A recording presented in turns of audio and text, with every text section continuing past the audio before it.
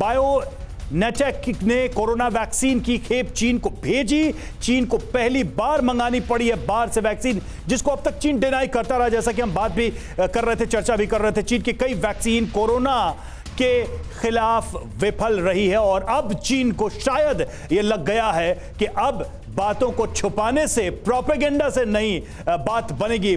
Doctor बावित, ये जो अब हम देख रहे हैं चीन की तरफ से कि वैक्सीन को अब शायद वो एक्सेप्ट कर रहे हैं, क्या चीन का ये बिहेवियर इररिस्पॉन्सिबल रहा है कोरोना को लेकर? आप तो देखिए, हम सब लोग जानते हैं कि कभी भी चीन की पॉलिसी ट्रांसपेरेंट नहीं रही है। वो अपने आंकड़े छुपाते रहे हैं। जिस टाइम पूरी दुनिया में हाहाकार मचा हुआ था कोविड को लेकर, उस टाइम भी वो अपना जीरो रिपोर्टिंग पॉलिसी पे ही रहे थे। जी, हो सकता है यही एक कारण है कि अगर वो अपने ट्रांसपेरेंसी से अपने डेटा दे, अपने वायरसेस को बताए कि कौन सा वेरिएंट है, कितना आ रहा है, तो हो सकता है कि पूरी दुनिया मिलके एक साथ काम कर सके। ये अपने गांव में स्टेशनरी बिजनेस शुरू करके हर महीने 2 लाख कमा रहे हैं। आपके गांव में भी ये करना है तो फ्रीडम ऐप को अभी डाउनलोड कीजिए। आज के समय में आप ऐसा नहीं है कि एक नहीं, लेकिन ये जो बिहेवियर है ये तो इररिस्पॉन्सिबल है पूरी दुनिया के लिए। बिल्कुल बिल्कुल। आज के समय में ऐसा नहीं हो सकता कि हर देश अपना अलग से अपना एक प्रोटोकॉल बनाए या चल सके। सबको साथ मिलकर चलना पड़ेगा, क्योंकि ये कोविड बीमारी एक देश की नहीं है, पूरी दुनिया की है ये।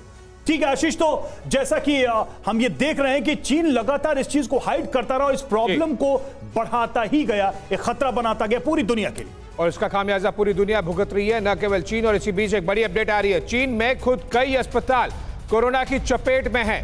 तमाम अस्पतालों के स्टाफ कोरोना संक्रमित हो गए हैं। संक्रमित स्टाफ ही कर रहे हैं मरीजों की देखभाल। ऐसे हालत में कोरोना संक्रमण तेजी से फैलने का खतरा है। जाहिर सी बात है कि वायरस लोड अस्पतालों में काफी ज्यादा है, जब मेडिकल स्टाफ ही ज्यादा कोविड वायरस से संक्रमित रहे तो। डॉक्टर साल्वे, आपसे जानना चाहूंगा, ये क्या हाइब्रिड फैक्टर है, या फिर वैक्सीन ज्यादा बड़ा फैक्टर है, या फिर जो हर्ड इम्यूनिटी जिसको लेकर हमने सेकेंड वेव में बहुत ज्यादा एम्फेसिस देखा था, भारत के लिए व्हाट इज वर्किंग? दोनों चीजें, दोनों में से एक। थैंक यू सो मच मुझे शो में आमंत्रित करने के लिए। पहली बात, हमें साइंस समझना पड़ेगा। जो पिछले 3 साल से हम समझने की कोशिश कर रहे हैं, हम अपने समझ को आगे बढ़ा नहीं पा रहे हैं। ये एक नेचुरल पैंडेमिक कर्व होता है। जब किसी पैंडेमिक रिस्पांस में इन्फेक्शियस डिसीज को आप रेस्ट्रिक्शंस के माध्यम से रोकने की कोशिश करते हैं, तो वायरस अडॉप्ट करता है, चाहे वो वैक्सीन हो, चाहे वो अदर रेस्ट्रिक्शंस हो, अडॉप्ट करके वो इन्फेक्शियस हो जाता है।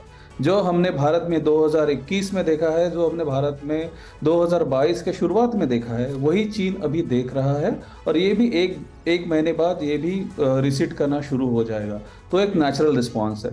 विंटर सीजन जो होता है, जो फ्लू वैक्सीन ट्रांसमिशन बढ़ता है, सेम आप सारी दुनिया भर में ये देखेंगे। जो विंटर सीजन में तो नेचुरल सीजनल फ्लू होता है, वायरस होता है, वो ट्रांसमिशन बड़े पैमाने पे होता है, तो वही हो रहा है। कोविड वायरस या SARS-CoV-2 अभी नेचुरल सीजनल फ्लू की तरफ बढ़ रहा है।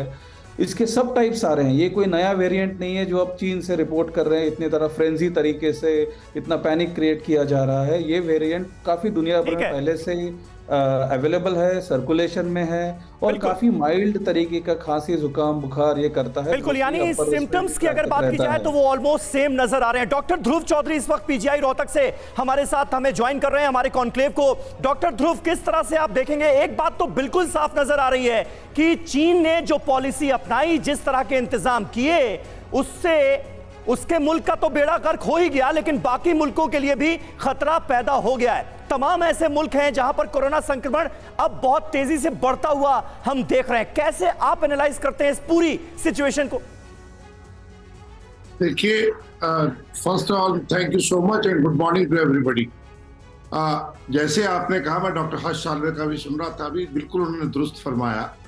देखिए, चीन की जो जीरो कोविड पॉलिसी थी, उसके अंदर उनकी जो जनता के अंदर, जैसे हमारे पास हिंदुस्तान में इस समय हाइब्रिड इम्यूनिटी है या पूरे वर्ल्ड में हाइब्रिड इम्यूनिटी है, वो नहीं है।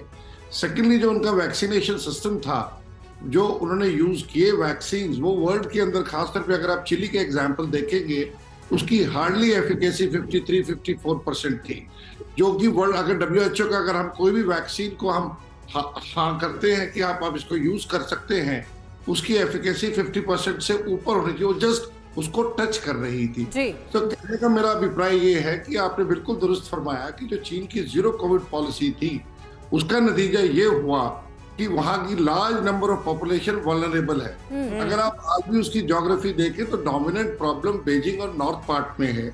और जैसे डॉक्टर साल्वे ने कहा कि सर्दियों के अंदर हम हमेशा रेस्पिरेटरी वायरसेस की एक्टिविटी। ये अपने गांव में स्टेशनरी बिजनेस शुरू करके हर महीने 2 लाख कमा रहे हैं। आपके गांव में भी ये करना है तो फ्रीडम ऐप को अभी डाउनलोड कीजिए। नेचुरली ज्यादा देखते हैं क्योंकि लोग बिल्कुल सर, यानी कि शुरुआती जो लक्षण है उसको ध्यान में रखते हुए अगर प्रिकॉशन लिया जाए तो ये इन्फेक्शन से बचा जा सकता है, कोरोना से बचा जा सकता है, जैसा डॉक्टर साहब कह रहे हैं।